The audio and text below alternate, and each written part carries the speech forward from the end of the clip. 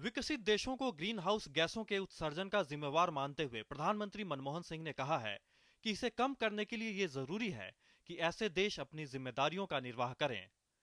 स्वच्छ ऊर्जा पर नई दिल्ली में आयोजित मंत्री स्तरीय बैठक को संबोधित करते हुए प्रधानमंत्री ने कहा कि स्वच्छ ऊर्जा को बढ़ावा देने के लिए सभी देशों को मिलकर काम करना होगा।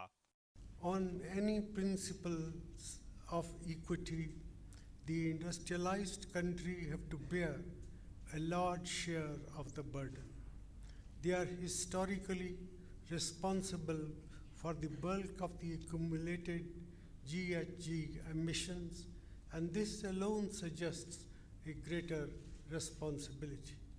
They also have high per capita incomes, which give them the highest capacity to bear the burden.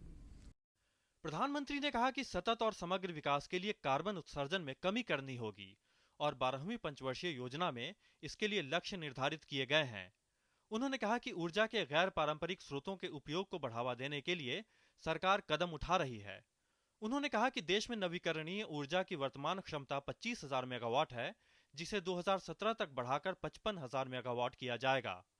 Our 12th five-year plan recognizes the importance of evolving a low-carbon strategy for inclusive and sustainable growth.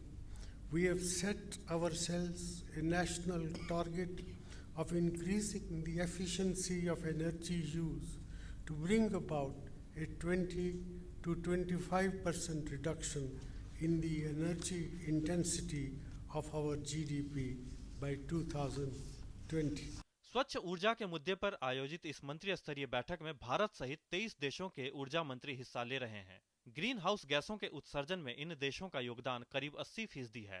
Globally, and in particular places like India, have an extraordinary opportunity to confront our shared energy and climate challenges by learning from each other and working together to advance clean energy technologies.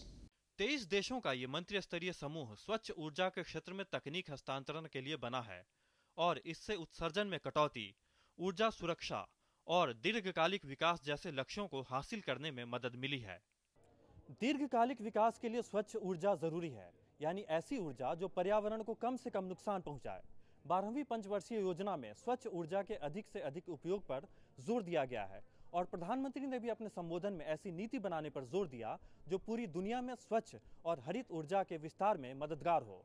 Camera person Anil Kumar और सिद्धांत सिब्बल के साथ Nishant Saurabh, DD news, Delhi.